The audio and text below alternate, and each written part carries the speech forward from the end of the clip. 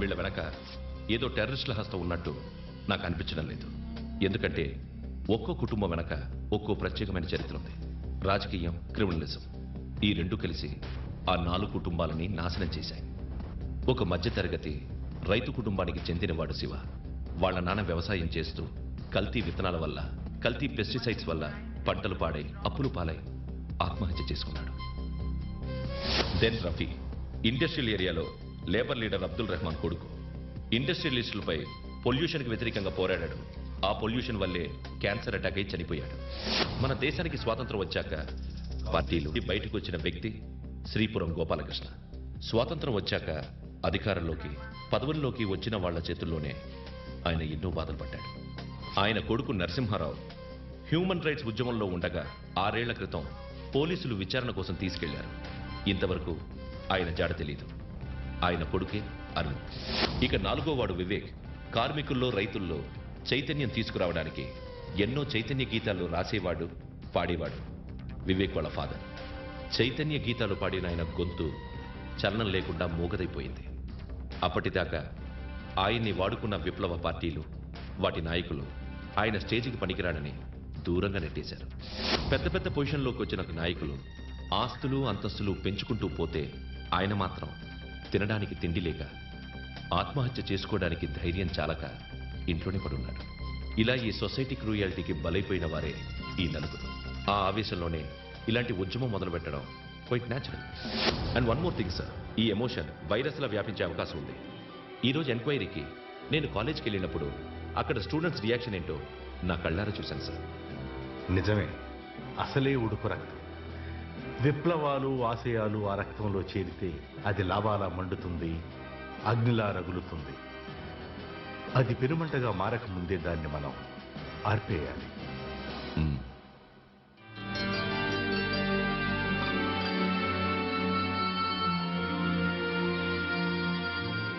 చట్ట ప్రకారం వాళ్ళు క్రిమినల్సే. అయినా ఇంత తెలివైన కుర్రాల భవిష్యత్ నాశనం చేయడం ధర్మం కాదు. Yes, I know that. ఈ యూనిఫామ్ వేసుకున్నాక అలాంటి ఫీలింగ్స్ ఉండకూడదు. ఆ 4గురిని పట్టుకొని న్యాయస్థానంలో నిలబెట్టడమే నా కర్తవ్యం. వాళ్ళ గతాన్ని గురించి, భవిష్యత్తు గురించి ఆలోచించడానికి నేనేమీ సంఘసేవకుణ్ణి కాదు. నువ్వు అనవసరంగా నన్ను కన్ఫ్యూజ్ చేయకు. మనం చాలా పొరపాటు చేశాంరా. జ్యోతితో రొమాంటిక్ డ్రామాలు, వాళ్ళ ఇంటికెళ్ళి మెయిల్ చెక్ చేయటాలు, ఇవన్నీ కరెక్ట్ కాదేమోనని నాకు ఇప్పుడు అనిపిస్తుందిరా. నీకు ప్రేమ అంటే ద్వేషం రా, ప్రేమించే వాళ్ళంటే జలసి. ప్రేమ కాదురా, దిల్లున్న వాళ్ళు చేయాలి ఈ పనులు. మధ్యలో నీలాగా లవ్, రొమాన్స్ అని తిరిగితే మనం ఫినిష్ అయినట్టే. అవునరా, నేను రొమాంటికే, సెన్సిటివే. మీకు తెలుసుగా, ఒకప్పుడు ఆటపాటలతో ప్రజల్ని మురిపించిన ఒక సింగర్ కొడుకు నేను. ఇక ఆట పాట అంటారా, అది నా రక్తంలోనే ఉంది. అది చచ్చేదక్కపోదు. ఇక ప్రేమ అంటావా, అది నా కంట్రోల్లో లేదు. నా పద్ధతి మీకు నచ్చకపోతే చెప్పండి, నేను ఇప్పుడే వెళ్ళిపోతాను. పోతే పో, కానీ మేం మాత్రం వెనకడికి. నువ్వు కాకపోతే ఇంకొకటి. ఆపండి రా. ప్రపంచాన్ని అంతా ఒకేసారి మార్చాలని కాదుగా మన ఉద్దేశం. మనం ఎంత చేయగలమో అంతే చేయాలి. రోజుకొక్కడికి ముందుకేసినా చాలు. You are wrong. అసలు కొయ్యాల్సింది చేతులు కాళ్ళు కాదు, వాళ్ళ గొంతులు. నో, ప్రాణాలు తీసే హక్కు మనకు లేదు. మనం నేరస్తుల్ని శిక్షించేది వాళ్ళల్లో మార్పు తీసుకురావడానికే. శిక్షించబడ్డవాడు మారాలి, తప్పు చేసే వాళ్ళకి హెచ్చరికగా ఈ సమాజంలో తిరగాలి. ఆ భయంతోనైనా మిగిలిన వాళ్ళు జాగ్రత్త పడతారు. మనం ఎన్నో నష్టపోవచ్చు, ఉద్యోగం, కుటుంబం, భవిష్యత్తు అన్నీ. కానీ అందరికీ మంచి జరగాలంటే కొంతమంది కష్టపడక తప్పదు. 100 మంది దోషులు తప్పించుకున్నా పర్వాలేదు, కానీ ఒక్క నిర్దోషి కూడా శిక్షింపబడకూడదని మన రాజ్యాంగం చెప్తోంది. అలా తప్పించుకున్న ఒక్కో దోషి వల్ల వందలాది మంది అమాయకులు బలైపోతున్నారు.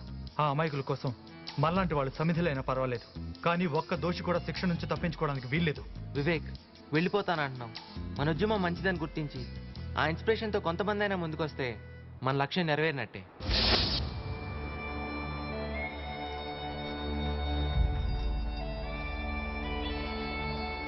కొంచెం ఆలస్యమైంది, ఆకలిస్తుంది కదా. మా కోసం మీరు చాలా రిస్క్ తీసుకుంటున్నారు. ఇది రిస్క్ కాదు, నాకు చాలా ఇష్టమైన పనే నేను చేస్తున్నాను. మీ వల్ల సమాజానికి ఎంతో మేలు జరుగుతోంది. మీ ఉద్యమానికి పుట్టుకే కానీ చావు ఉండకూడదు. ఎల్లమ్మ జాతరలో ఘోరం, కల్తీ సారా తాగి వందలాది మంది మరణం. తాజా వార్త, తాజా వార్త. కల్తీ సారా తాగి వందలాది మంది మరణం. తాజా వార్త, తాజా వార్త. తాజా వార్త, తాజా వార్త. కల్తీ సారా తాగి వందలాది మంది మరణం. आज आंध्र प्रदेश के नलगोंडा जिले में शराब की दुर्घटना में 100 से ज्यादा लोगों की मृत्यु हुई और कई अन्य लोगों ने अपनी आंखों की दृष्टि खो दी। ये दुर्घटना देवी यल्लम्मा की पूजा में मनाया गया त्योहार में నల్గొండ हुआ। జిల్లా సమీపంలో జరుగుతున్న ఎల్లమ్మ జాతరకు వచ్చిన భక్తులు కల్తీ సారా సేవించిన దుర్ఘటనలో 160 మంది మృతి చెందగా చాలా మంది దృష్టిని కోల్పోయారు. అరుణ్ కుమార్ మాటివి. पास वाले शहरों से डॉक्टरों और दवाइयों का प्रबंध किया जा रहा है। In a man-made disaster, more than 100 people died and many more lost their eyesight. ఈ దుర్ఘటనలో 160 మంది చనిపోయారని 120 మంది చూపు కోల్పోయారని వార్తలు వస్తున్నాయి. చాలా మంది పరిస్థితి ప్రమాదకరంగా ఉండడంతో ఆ సంఖ్య పెరగొచ్చని అధికారులు భయపడుతున్నారు. Hospitals are full of victims. Doctors and other medical personnel are trying their best to treat the victims. Sandhya, NDTV. తారా కాంట్రాక్టర్ల స్వార్థం, ప్రభుత్వ అధికారుల నిర్లక్ష్యం, లంచగొండితనం వల్లే ఈ దుర్ఘటన జరిగిందని ప్రజలు కోపద్రిక్తులవుతున్నారు. మరణించిన వారు, చూపు కోల్పోయిన వారు, సావు బతుకుల మధ్య కొట్టుమిట్టాడుతున్న వారు, వీరందరి బంధువుల రోదనలతో ఆసుపత్రి వద్ద పరిస్థితి చాలా దయనీయంగా ఉంది. రవి, టీవీ9. ఆ జాతరకు వచ్చిన భక్తుల సంఖ్య లక్షల్లో ఉండటంతో అస్వస్థులైన వారి సంఖ్య చాలా అధికంగా ఉంది. నగరంలోని హాస్పిటల్స్ అన్ని బాధితులతో నిండిపోయాయి. ప్రసాద్, ఈటీవీ. మన సారా తాగి ఎంతమంది జనం చచ్చినందుకు ఏడుస్తారేంటయ్యా? జనాభా తగ్గిపోలా? జనం తెచ్చారని సారా అమ్మడం ఆపేస్తావా? అది సరే గాని మీరందరూ ఇక్కడ ఉండటం వల్ల చాలా సమస్యలు వచ్చేటట్టున్నాయి. నా పేరు బయటపడే ప్రమాదం కూడా ఉంది. కొన్నాళ్ళు మీరందరూ అండర్ గ్రౌండ్కి వెళ్ళిపోవటం మంచిది. అందుకే సింగపూర్ వెళ్ళటానికి ఏర్పాట్లు చేస్తున్నాను. హలో, అదే కన్ఫర్మ్ చేయండి. సింగపూర్ వెళ్ళటానికి వీసా ఆలస్యం అయ్యేటట్టుంది. మీరందరూ ఒరిస్సా వెళ్ళడానికి ఏర్పాట్లు చేశాను. కానివ్వండి, మన సరుకు కాదులే. ఈ ఒరిస్సా వెళ్లే బదులు ఏ కాశీకో వెళ్లి గంగలో మునిగితే పాపాలన్నా పోయావు కదా. ఎందుకు? మొన్న పుష్కరాలకి కృష్ణలో మునిగినప్పుడు వచ్చిన దురదలే ఇంకా పోలే. ఆ పాపాల వల్లే దురదలు, రోగాలు. కృష్ణానది ఉంది పాపం.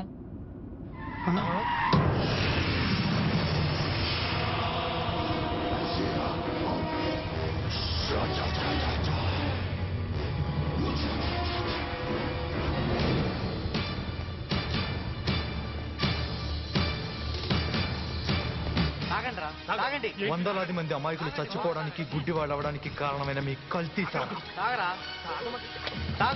దీని రుచి ఎలా ఉంటుందో నువ్వు ఎప్పుడైనా చూసావా? నాకు అసలే అరగదు. అదేం కుదరదు. హాస్పిటల్స్, మార్చురీలు హౌస్ఫుల్ అయిపోయి ఆ సంతోషంతో సెలబ్రేట్ చేసుకోవాలి కదా. ఆగండి.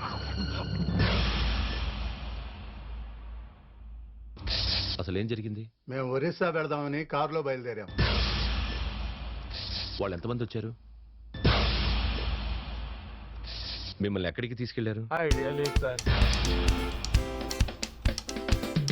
తప్పుడు మీటర్తో చెప్తే చేయండి సార్. ఆ పద్ధతి తెలిస్తే ఇంకేమైనా ఉందా?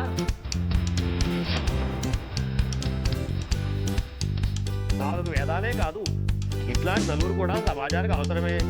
లేకపోతే రాక్షసులు విజృంభించరు.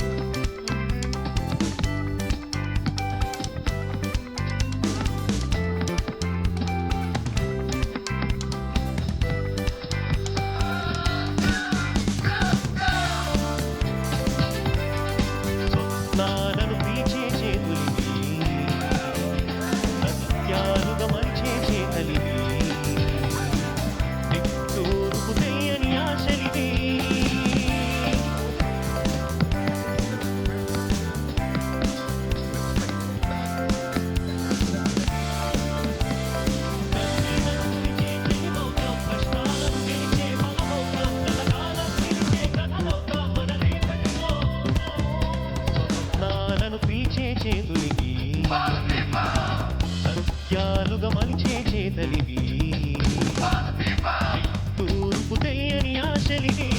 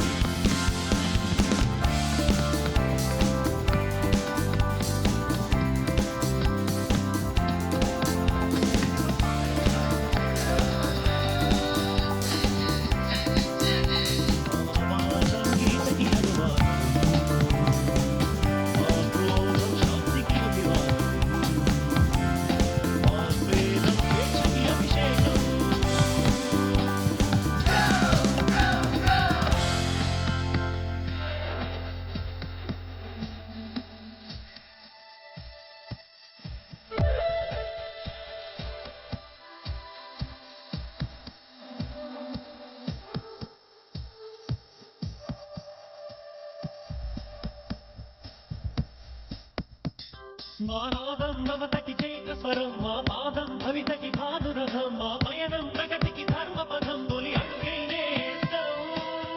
వ్యవసాయం కోసం అప్పటికే లంచం తీసుకుని కూడా బ్యాంకు మేనేజర్ తెగ తిప్పుతున్నాడు. ఆ నలుగురికి కంప్యూటర్లో ఇలా ఉత్తరం పంపిస్తా, ఆడి సంగతి ఆడే చూసుకుంటారు.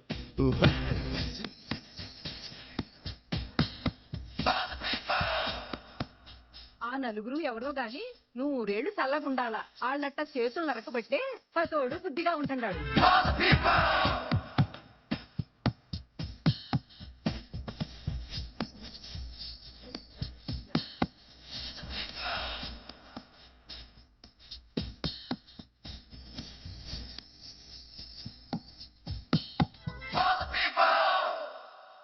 అసలు ఈ రాష్ట్రంలో చట్టం అనేది ఉందా, న్యాయం అనేది ఉందా, ప్రభుత్వం అనేది ఉందా అని నేను ప్రశ్నిస్తున్నాను. ముఖ్యమంత్రి గారికి తీరిగేది ఎప్పుడు చూసినా పార్టీలో గొడవలు సర్దటానికి, తన సీట్లోకి ఎవరూ రాకుండా చూసుకోవడానికి, ఖజానా నింపుకోవడానికే టైం సరిపోవడం వల్ల ఈ అవినీతిని భరించలేక జనం చట్టాన్ని చేతిలోకి తీసుకుంటున్నారు. ఈ సమస్య నుంచి పబ్లిక్ ను దారి మళ్లించడం కోసం ముఖ్యమంత్రి గారు స్టార్ట్ చేసింది ఈ తీవ్రవాదం అని నేను మీ అందరికీ ఒక్కడి నుంచి చెప్తున్నాను. ఇదంతా ముఖ్యమంత్రి గారి పనే, ముఖ్యమంత్రి గారి పనే అని నేను మనవి చేస్తున్నాను. ఈ తీవ్రవాదానికి నిరసనగా ఈ నెల 25వ తేదీన ప్రభుత్వ వ్యతిరేక తెలంగాణ పాటిస్తున్నాం. బంధులు హర్తాళ్లు చట్టవిరుద్ధం అని సుప్రీంకోర్టు తీర్పు ఉంది కదా సార్. అందుకే కదా మా పేరు మార్చాం. వ్యతిరేక దినం బంధే, పేరే మార్పు. పాల సప్లై, హెల్త్ సర్వీసులు ప్రజల కోసం అన్ని ఫ్రీగా వదిలేస్తున్నాం. మిస్టర్ ఏసీపీ, అపోజిషన్ లీడర్స్ ఎంత అల్లరి చేస్తున్నారో మీరు చూశారుగా. అయినా ఏమిటి అరాచకం? ప్రజాస్వామ్యబద్ధంగా నడుస్తున్న మా ప్రభుత్వానికి వ్యతిరేకంగా పనిచేసే నలుగురు తీవ్రవాదులకి పబ్లిక్ సపోర్ట్ చేస్తుందా? అదే ఆశ్చర్యంగా ఉంది సార్. కంప్యూటర్లు ఎన్ని పెరిగిపోయాయో కంప్లైంట్స్ కూడా అన్నీ పెరిగిపోయాయి. రోజు రోజుకి ఈమెయిల్ ద్వారా వేల కొద్దీ కంప్లైంట్స్ వస్తున్నాయి. నో, ఒక రాష్ట్రంలో 2 ప్రభుత్వాలు ఉండకూడదు. సమాంతర ప్రభుత్వాన్ని నడపడానికి వాళ్ళెవరు, ఏం చేస్తారో ఎలా చేస్తారో నాకు అనవసరం. I want a solution immediately. Yes sir. Hello, 25వ తారీఖు ఇంట్లో ఫంక్షన్ ఉందయ్యా. ఏంటయ్యా పనులు? ఆ రోజు బంధు వచ్చాయి. బంద్ 24 అనుకున్నాం కదా సార్. ముందు అలాగే అనుకున్నాను లేవయ్యా, ఆ తర్వాత డేట్ మార్చా. ఆ రోజు మా మనవరాలి పుట్టినరోజు. హాయిగా ఇంట్లో ఉంటాను. ఇంకో విషయం, రోడ్డు మీద అంబులెన్సులు, పాల వ్యాన్లు తిరగొచ్చని పత్రికల వాళ్ళందరికీ చెప్పాను. కానీ రోడ్డు మీద ఏ బండి కనపడినా కాల్ చేయమని మన వాళ్ళందరికీ చెప్పు. నా పవర్ ఏంటో సీఎంకి తెలియాలి.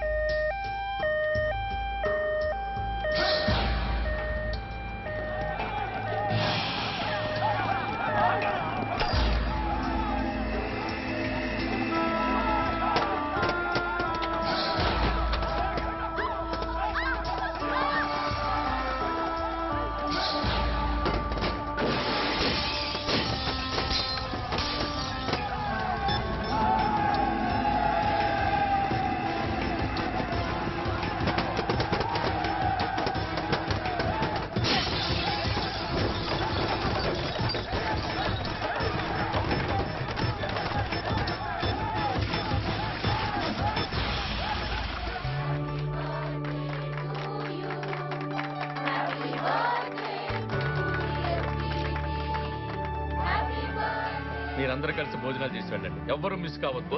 Okay sir. నాకు అర్జెంట్ ఫోన్ కాల్స్ ఉన్నాయి. చేసి వచ్చి మీతో జాయిన్ అవుతాను. ఓకే. మొత్తానికి బంధు పేరుతో సీఎంకి దడ పుట్టించారు కదండి.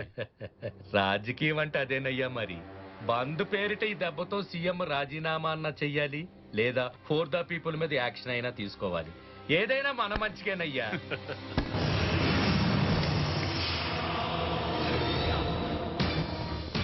ఎవరు మీరు? మిమ్మల్ని అడుగుతున్నాను. ఎవరు మీరు?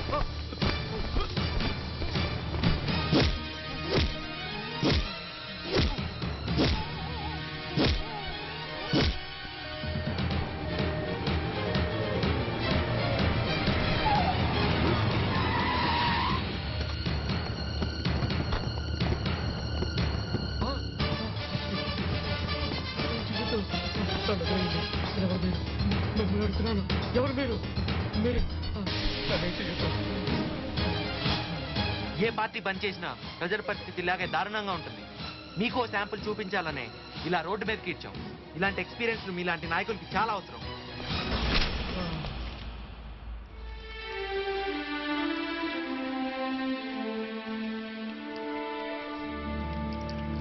పాపం టీ అడిగి చాలాసేపు అయింది, లేట్ అయింది. తీసుకో బాబు. పర్లేదులే తాత. ఇదిగో అయ్యా. ఆ పెద్దాయనకి మన మీద ఏమైనా అనుమానం వచ్చిందంటావా? నో, ఆయన భాస్కర్ గారు ఏర్పాటు చేసిన మనిషి కదా, ఏం భయం లేదులే. ఆ ఏసీపీ ఎక్కడున్నా మనల్ని వదిలిపెట్టాడు. మనమంతా ఇక్కడున్నామని ఏమాత్రం ఇన్ఫర్మేషన్ దొరకదంటావా? ఒకప్పుడు ఈ ఫ్యాక్టరీ ఎంతో మంది కార్మికుల కడుపులు నింపుతూ కళకళలాడుతుండేది. రాజకీయ నాయకుల స్వార్థంతో, ప్రజా వ్యతిరేక విధానాలతో ఇప్పుడు ఈ స్థితికి వచ్చింది. ఎందుకు పనికిరాని ఈ ఫ్యాక్టరీకి వాచ్మెన్గా రక్షణ ఇస్తున్న నేను నలుగురికి మంచి చేయాలని పోరాటం చేసే మీకు రక్షణ ఇవ్వలేనా?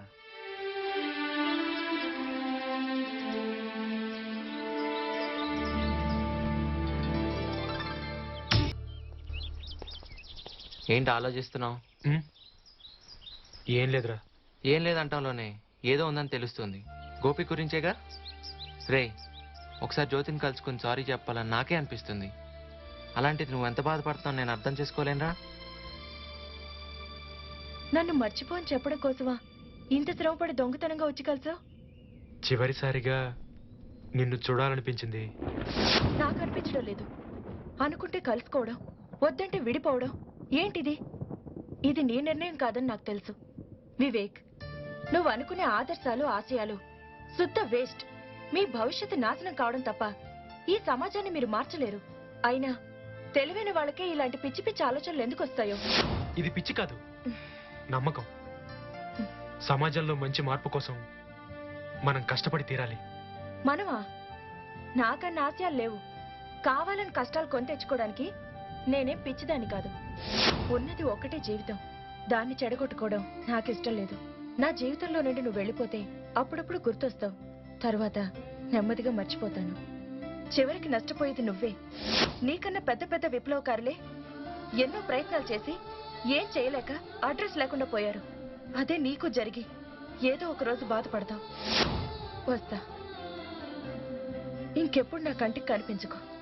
కనిపించి బాధ పెట్టుకో.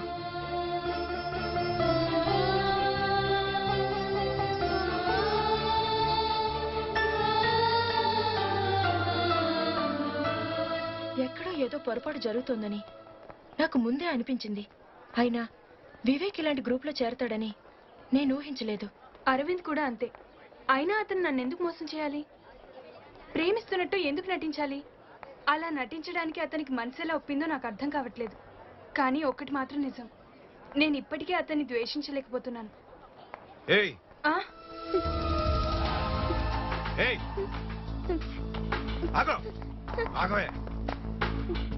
నీకు మంత్ ఎండింగ్ వరకే టైం ఇచ్చా. ఇంకో వారం రోజులే మిగులుంది. ఈ రేపులు కిడ్నాపులు అంటే నాకు పడవు. నువ్వే కోఆపరేట్ చేయాలి. అర్థమైందా? అర్థమైందా?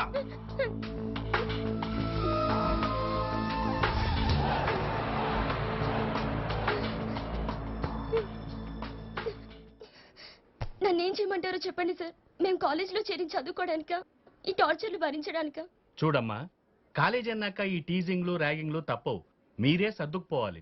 నాకు సర్ది చెప్పడమే కానీ మీరు అతని మీద యాక్షన్ ఏం తీసుకోలేరా సార్? యాక్షన్ తీసుకోవడానికి వాడేమన్నా మామూలు మనిషా? రౌడీ వెధవ. వాళ్ళ నాన్న పెద్ద పాలిటీషియనే చచ్చాడు. కర్మ. అయితే ఏంటి సార్, ఆ రౌడీగడు వాడి ఇష్టం వచ్చినట్టు ఆడపిల్లలతో ఆడుకుంటాడా? బస్సు దిగి వస్తున్నప్పుడు కారిడార్లో, క్లాసుల్లో ఎక్కడ పడితే అక్కడ పని కట్టుకుని మనిషిని తాకడం, నలుగురు ఉన్నారని కూడా చూడకుండా వాడు చేసే ఇండీసెంట్ కామెంట్స్, ఆ కామెంట్స్ మీకు చెప్పడానికి సిగ్గుగా ఉంది. ఏంటి సార్ ఇదంతా? వాళ్ళ నాన్న పెద్ద పొలిటీషియన్ అయితే ఎవరికి సార్? ప్రిన్సిపాల్ గా స్టూడెంట్స్ కి రక్షణ ఇచ్చే బాధ్యత మీకు లేదా? ఆవేశపడకమ్మా. మీరు కంప్లైంట్ ఇచ్చినట్టు గాని నేను తీసుకున్నట్టు గాని తెలిస్తే మీకే కాదు నాకు కూడా ప్రమాదమే.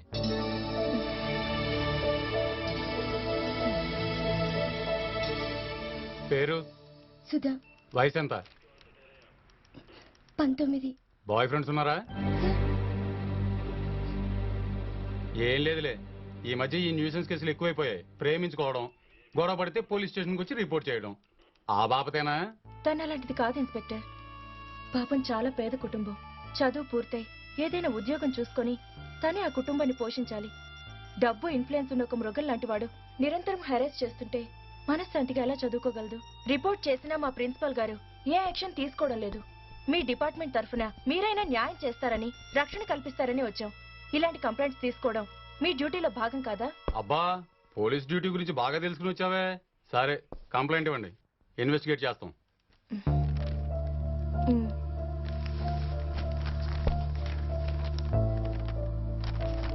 సర్లే మీరు వెళ్ళండి.